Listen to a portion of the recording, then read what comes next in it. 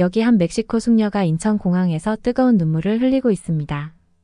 그녀에게 무슨 일이 있던 걸까요? 지금 바로 그 이야기 속으로 들어가 보겠습니다. 안녕하세요. 멕시코의 툴룸이라는 작은 마을에서 온 마리아예요. 저는 5식구 중 장녀로 태어났어요. 아버지는 제가 어렸을 때 돈을 벌기 위해 멀리 떠나셨고 어머니 혼자 저희 남매를 키우셨죠. 어려운 살림에 학비를 낼 형편이 못 되어 초등학교도 겨우 졸업했어요. 남동생들이라도 공부시켜야 한다며 어머니는 최선을 다하셨죠. 전 15살부터 동네 식당에서 설거지하는 일로 돈을 벌기 시작했답니다. 워낙 가난한 마을이라 식당 일도 힘들었어요. 새벽같이 일어나 저녁 늦게까지 일하고 받는 돈은 겨우 끼니를 때울 정도였죠. 그래도 힘든 내색 않고 묵묵히 버텼어요. 동생들 학비라도 보태야 했으니까요. 그러던 어느 날 큰 가뭄이 들었어요. 농사가 다 망해버렸고 식당에 재료를 공급하던 농부들도 망했죠. 식당이 문을 닫자 전 일자리마저 잃고 말았어요. 아버지의 연락은 끊긴 지 오래였고 먹고 살 길이 막막했죠. 그러다 어머니마저 병으로 돌아가셨어요. 의료시설이 없는 마을이라 끝내 치료받지 못하셨죠. 더는 희망이 보이지 않았어요. 할머니께 남동생 둘을 맡기고 전 떠날 결심을 했죠. 멕시코시티로 가서 일자리를 구하려 했어요. 허나 멕시코시티에 도착하자마자 현실을 깨달았어요. 일자리는커녕 잠잘 곳조차 구하기 어려웠죠. 지인의 소개로 어렵사리 식당 잡부로 일하며 하루하루를 버텼어요. 거기서 만난 불법 체류 경험자들은 하나같이 국경을 넘으라 조언했죠. 고민 끝에 국경을 넘기로 결심했어요. 할머니와 동생들에게 희망의 끈이 되어야 했으니까요. 코요테라 불리는 미립국 브로커를 만나 모은 돈을 모두 주고 국경을 넘는 위험한 여정에 올랐습니다. 밤이 깊어지자 코요테들이 우리를 재촉하기 시작했어요. 국경 수비대의 감시를 피하려면 한밤중에 움직여야 한다고 했죠. 우리는 작은 무리로 나뉘어 어둠 속을 헤쳐나갔어요. 가족과 떨어지는 게 무서웠지만 무사히 국경을 넘기 위해선 어쩔 수 없었죠. 모래바람이 불어오는 사막은 그야말로 지옥 같았어요. 발이 모래에 푹푹 빠지는 데다 모래알갱이가 눈과 입으로 들어왔죠. 숨을 쉴 때마다 모래가 목구멍으로 들어가 숨이 턱턱 막혔어요. 한밤중임에도 모래가 뜨거워서 맨발로는 도저히 걸을 수가 없었죠. 우리는 낮에는 열기를 피해 바위 그늘에서 쉬고 밤에만 이동했죠. 물은 정해진 시간에 조금씩 나눠 마셨어요. 물을 아껴 먹어야 한다며 코요테들이 물통을 빼앗아 갔거든요. 입안이 바싹바싹 말라붙어도 물을 더 달라고 할 수 없었죠. 그나마도 물이 떨어지면 그대로 목이 말라 죽을 수도 있다는 두려움에 떨어야 했어요. 사흘을 걷다 보니 모두가 탈진한 상태였어요. 어린아이들은 엄마 품에 안겨 훌쩍거렸고 노인들은 그마저도 못한 채 휘청거리기만 했죠. 식량이 바닥나 배고픔에 시달렸고 물도 점점 줄어만 갔어요. 지치고 힘들어도 앞으로 나아갈 수밖에 없었죠. 서로 부축하고 격려하며 이를 악물고 한 발 한 발 내디뎠어요. 드디어 국경이 눈앞에 보였어요. 철조망 너머로 불빛이 반짝이는 미국 국경 초소가 보였죠. 가슴이 마구 두근거렸어요. 저 너머에는 새로운 삶이 기다리고 있을 거란 희망으로 가득 찼거든요. 자유와 기회의 땅, 우리가 그토록 갈망하던 미국이 이제 눈앞이었어요. 하지만 역시 그리 쉽지 않더라고요. 국경 초소가 있는 곳은 건널 엄두도 못 냈어요. 저격수나 국경 수비대에 발각되면 그대로 체포될 테니까요. 그 대신 인적이 드문 곳으로 우회해 국경을 넘기로 했죠. 불과 100m 남짓한 거리였지만 모두의 간담을 서늘하게 했어요. 국경 수비대의 순찰을 피해 몇 명씩 짝을 지어 울타리를 넘었어요. 긴장감에 심장이 터질 것만 같았죠. 넘는 순간 들켜 국경 수비대에 붙잡힐까 두려웠거든요. 붙잡히면 강제 송환은 물론이고 감옥에 가야 할지도 모르니까요. 한참을 숨죽이고 나아가 마침내 울타리를 넘는 순간 너무 긴장한 탓에 그만 울음이 터지고 말았어요. 무사히 넘었다는 안도감과 이제부터 시작이라는 두려움이 복받쳐 올랐죠. 함께 넘은 불법 이민자들도 눈물을 훔치며 서로 부둥켜 안고 기뻐했어요. 우리는 살기 위해, 가족을 지키기 위해, 그리고 꿈을 이루기 위해 목숨 걸고 이곳까지 왔던 거예요. 그렇게 우리는 모두 아메리칸 드림을 향한 여정을 시작하게 되었죠. 앞으로 닥칠 고난도 두렵지만 그래도 희망을 놓지 않기로 다짐했어요. 어떤 역경이 와도 이겨낼 거예요. 가족들을 위해서 그리고 제 자신을 위해서요. 국경을 넘은 후 우리는 각자의 길을 갔어요. 누군가의 도움으로 마침내 LA에 도착했죠. 영어도 모르는 데다 신분증도 없어서 막막했지만 일단 살아야겠다는 일념 하나로 눈물겨운 구직 활동이 시작되었어요. 처음 얻은 일자리는 한인타운의 작은 식당이었어요. 설거지며 청소, 배달까지 가리지 않고 열심히 일했죠. 못해도 하루 12시간은 기본이었어요. 손님 없는 시간에는 쓰러질 만큼 몸이 고달팠지만 힘든 내색할 수 없었죠. 일하면서도 늘 단속이 무서웠어요. 불법 체류자인 게 들통날까봐 겁에 질려 살았죠. 꼭 필요한 은행 업무나 병원 진료도 포기해야 했어요. 위험하니까요. 그러다 병이 깊어져 쓰러지면 그땐 포기하는 수밖에 없었죠. 꿈쩍할 수 없이 마음 졸이며 버텼어요. 다행히 식당 사장님께서 따뜻하게 대해주셨어요. 숙식을 제공해주시고 위험할 때마다 보호해주셨죠. 덕분에 어렵사리 생활 터전을 잡을 수 있었어요. 아침 일찍 시작해 밤늦게까지 일하는 걸 반복했어요. 쉴 틈이 없었죠. 그래도 열심히 일한 만큼 돈을 모을 수 있었어요.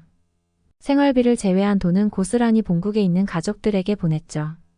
가족들에게 송금하며 보람을 느꼈어요. 하지만 내 삶은 여전히 팍팍했죠.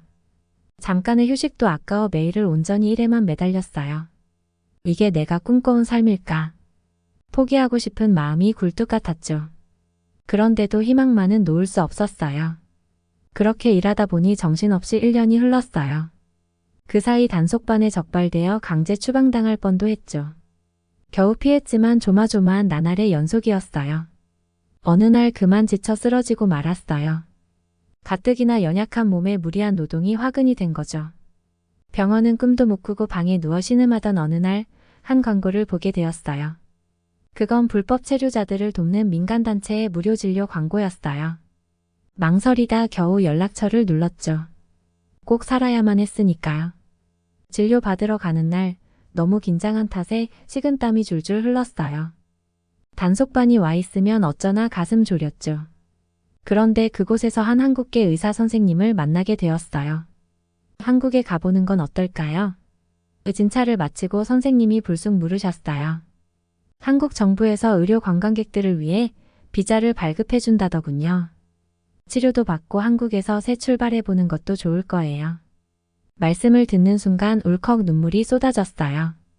절망의 터널을 지날 때마다 유일하게 위안을 줬던 게 한국 드라마였거든요. 드라마 속 주인공들처럼 살아보는 건 얼마나 간절히 바라던 꿈이었을까요? 이건 분명 기회일 거예요. 한국행을 결심하고 준비하는 동안 저는 미친 듯이 한국어 공부에 매달렸어요. 틈날 때마다 한국 드라마를 보고 책을 읽으며 하루하루를 보냈죠. 가난하고 막막한 현실 속에서도 한국어를 배우는 게 삶의 의미가 되어 주었어요. 한편으로 한국에서의 새 출발을 꿈꾸며 들뜬 마음도 컸어요. 하지만 여전히 두려움도 있었죠. LA에서처럼 불법 체류자 신세로 전락할까 봐요. 병이 재발하면 어쩌나 하는 걱정도 밤잠을 설치게 했고요. 이런 걱정을 털어놓자 한국계 의사 선생님께서 도움을 주셨어요. 선생님 지인분 중에 한국에서 이민자 지원 단체를 운영하는 분이 계셨거든요. 그분께서 한국 생활에 필요한 정보와 지원을 해주기로 하셨죠. 드디어 한국행 비행기에 몸을 실은 날 복잡한 심경이었어요. 가족들과 멀어지는 아쉬움, 새로운 세상에 대한 두려움, 그리고 앞으로가 기대되는 마음까지. 눈물을 글썽이며 푸른 하늘 넘어 대한민국으로 날아갔죠. 인천공항에 도착한 순간 마치 SF 영화에 들어온 것 같았어요. 저는 멕시코의 작은 마을 출신인데다 LA에서도 변두리에서만 살았거든요. 이렇게 현대적이고 거대한 공항은 처음 봤죠. 머리 위로 펼쳐진 유리 천장, 빛나는 조명, 활주로에 늘어선 비행기들까지. 마치 미래 도시에 온 느낌이었어요. 깨끗하고 질서정연한 공항의 모습에 감탄이 절로 나왔죠. 그런데 정작 놀라웠던 건 한국인들의 빠른 걸음걸이였어요. 모두가 바쁘게 오가는데 마치 돌진하는 것 같았죠. 신기하면서도 약간 겁이 났어요. 한국 사회의 속도감이 이렇게나 빠르구나 실감했죠. 그렇게 상념에 잠겨 있는데 의사 선생님 지인분이 다가오셨어요. 복지센터로 이동하는 동안 창밖으로 보이는 풍경에 또 한 번 놀랐죠. 끝없이 펼쳐진 고층 빌딩, 잘 닦인 도로, 깨끗한 거리. LA의 그것과는 비교할 수 없을 정도였어요. 복지센터에 도착해 건강검진을 받으면서 한국의 의료 시스템에 감탄을 금치 못했어요. 처음으로 받아보는 선진 의료 시스템이었죠. LA에 있을 때는 아파도 다쳐도 병원은 꿈도 못 꿨거든요. 그런데 이곳에선 불법 체류자인 제게 이런 대우를 해주니 믿기지가 않더라고요. 의료진 분들도 친절하셨어요. 꼼꼼히 검사하시고 자세히 설명해 주시는 모습에 믿음이 갔죠. 가장 감동이었던 건 치료비 지원이었어요. 척추 질환으로 수술이 필요한 상황이었는데 지원 덕분에 수술을 받을 수 있었죠. 이건 기적이나 다름없었어요. 꿈에서도 상상 못할 일이었거든요. 수술실에 들어가기 전 복지사 선생님이 손을 꼭 잡아주셨어요. 눈빛으로 응원의 메시지를 보내주시는 것 같았죠. 수술은 성공적이었고 회복실에서 깨어났을 땐 눈물이 왈칵 쏟아졌어요. 새 생명을 얻은 기분이었어요. 제게 이런 기회를 준 대한민국. 이곳에서라면 새 삶을 살 수 있을 것 같았어요. 꿈을 이룰 수 있을 것 같았죠. 병실에 누워 창밖을 바라보며 새 각오를 다졌어요. 이 땅에서 이 하늘 아래서 더 나은 내일을 향해 나아가기로요. 한국에서의 제 새 인생 이제 막 시작이었어요. 한국 생활에 적응해 나가는 게 쉽진 않았어요. 익숙하지 않은 음식, 다른 문화, 그리고 무엇보다 언어의 장벽이 높게 느껴졌죠. 어학당에서 열심히 공부했지만 실생활에 적용하기엔 한계가 있었어요. 가게에서 물건 사는 것조차 큰 모험이었죠. 알아들을 수 없는 한국어로 주문을 외우고 점원의 말은 거의 이해 못한 채 고개를 끄덕이기 바빴어요. 지하철은 아예 미로 같았어요. 복잡하게 얽힌 노선도를 보면 아찔했죠. 낯선 역명을 보며 당황한 적이 한두 번이 아니었죠. 그럴 때면 친절한 시민분들이 다가와 도와주셨어요. 유창한 영어로 길을 알려주신 학생도 있었고 할머니께서 직접 버스 정류장까지 데려다 주신 적도 있었죠. 그 온정에 감동했어요. 무엇보다 놀라웠던 건 길거리의 풍경이었어요. 밤늦게까지 사람들로 북적이는 거리, 불이 켜진 가게들, 음식 냄새와 사람들의 웃음소리가 뒤섞여 활기가 넘쳤죠. LA에서는 상상도 못할 광경이었어요. 특히 놀라웠던 건 혼자 다니는 여성들이 많다는 거였어요. 밤에도 안심하고 걸을 수 있는 거리, 그게 얼마나 값진 건지 몸소 느꼈죠. 어려움도 있었지만 하루하루가 새로운 발견의 연속이었어요. 버스에 탄 승객분이 다리 아픈 저를 보고 자리를 양보해 주실 때, 가게 사장님이 공짜로 음식을 주실 때, 복지센터 선생님이 따뜻한 미소로 맞아주실 때, 이 모든 순간들이 제게는 기적 같았죠. 차츰 저도 변하고 있었어요. 밝아지는 제 모습이 거울에 비쳤죠. 꿈을 좇을 용기도 생겼어요. 복지센터의 도움으로 요양보호사 자격증을 딸 수 있었거든요. 요양원에서 일하며 어르신들의 손을 잡아드리고 웃음을 나눌 수 있었어요. 제 존재가 누군가에겐 의미 있는 존재라는 걸 깨달을 수 있었죠. 보람을 느끼며 나날을 보냈어요. 그렇게 시간이 흘러 어느덧 한국 생활 1년이 됐어요. 처음 왔을 때의 저와 지금의 저 그 모습이 너무나 달라졌죠. 작은 방이지만 제 보금자리가 생겼고 사랑하는 일을 하고 있었어요. 무엇보다 제 인생의 희망을 발견했죠. 처음 한국행을 결심했을 때만 해도 상상도 못한 일들이에요. 절망의 터널을 지나 빛나는 세상에 닿은 기분이었죠. 이 모든 기회를 선물해준 한국 너무나 고마웠어요. 이제는 당당히 말할 수 있었죠. 제가 바로 한국의 딸 마리아라고요. 한국에서의 삶이 행복한 궤도에 오르고 있었지만 한편으로는 마음 한구석이 쓰렸어요. 제가 이렇게 새 삶을 살아가는 동안 고국에 남은 가족들은 여전히 고통받고 있을 거란 생각에 가슴이 아렸거든요. 동생들이 학업을 중단하고 일터로 내몰리는 건 아닐까? 병든 할머니는 약은 챙겨 드시는지. 걱정은 끝이 없었어요. 어떻게든 도와드리고 싶었지만 현실은 뜻대로 되지 않았죠. 그럴 때마다 한국에 온 걸 후회하기도 했어요. 차라리 멕시코에 있을 걸, 가족들 곁을 지켜줄 걸 하는 마음에 밤잠을 설쳤죠. 하지만 이내 깨달았어요. 돌아간다 한들 가난에서 벗어날 수 없다는 걸요. 오히려 희망을 잃지 않고 이 기회를 놓치지 않는 게 중요하다는 걸 깨달았어요. 언젠가는 가족들을 이곳으로 데려와 함께 살 수 있으리란 작은 희망이 저를 지탱해 주었죠. 마음을 다잡기로 했어요. 요양보호사로 일하며 모은 돈을 조금씩 모아 송금했죠. 통화할 때마다 동생들의 밝은 목소리를 들으면 눈물이 왈칵 쏟아졌어요. 힘든 시간을 견뎌준 가족들이 너무나 대견하고 사랑스러웠죠. 그렇게 시간이 흘러 어느덧 한국 생활 3년 차가 되었어요. 그 사이 한국어도 많이 늘었고 요양보호사로서 인정받게 되었죠. 그러던 어느 날 센터장님께서 저를 불러 기쁜 소식을 알려주셨어요.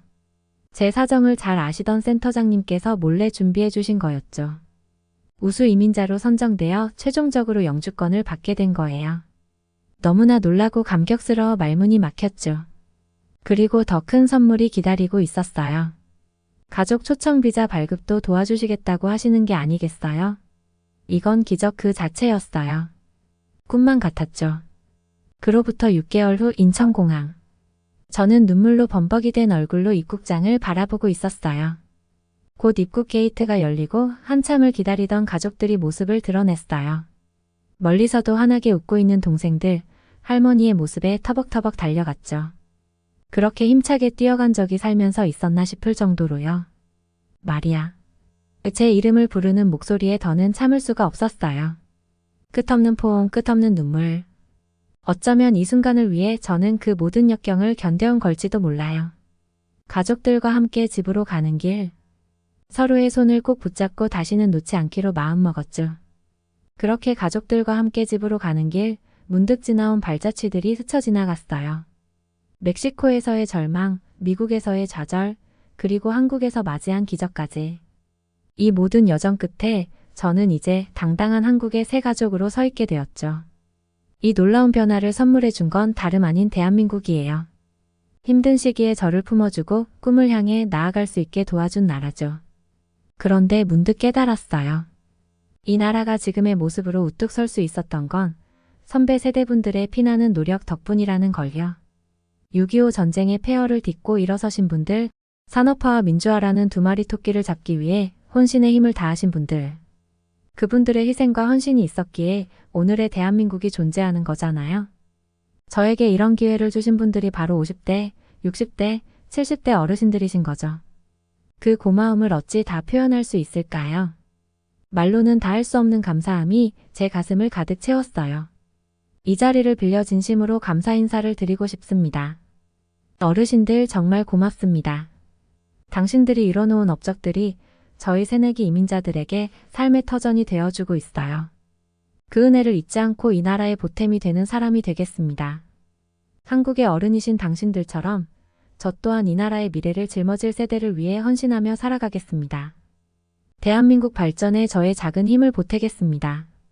그것이 제가 받은 사랑에 보답하는 길이라 믿습니다. 저에게 새 삶을, 새 가족을 안겨준 이 나라가 자랑스럽습니다. 이 땅의 어른이신 당신들이 자랑스럽고요.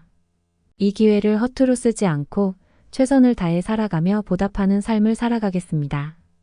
멕시코 출신의 불법 체류자였지만 이제는 대한민국의 당당한 구성원이 된 마리아가 약속드립니다. 다시 한번 고맙습니다, 대한민국. 그리고 사랑합니다, 이 땅의 어른들. 당신들의 땀과 눈물이 헛되지 않도록 마리아는 오늘도 내일도 힘차게 달려가겠습니다.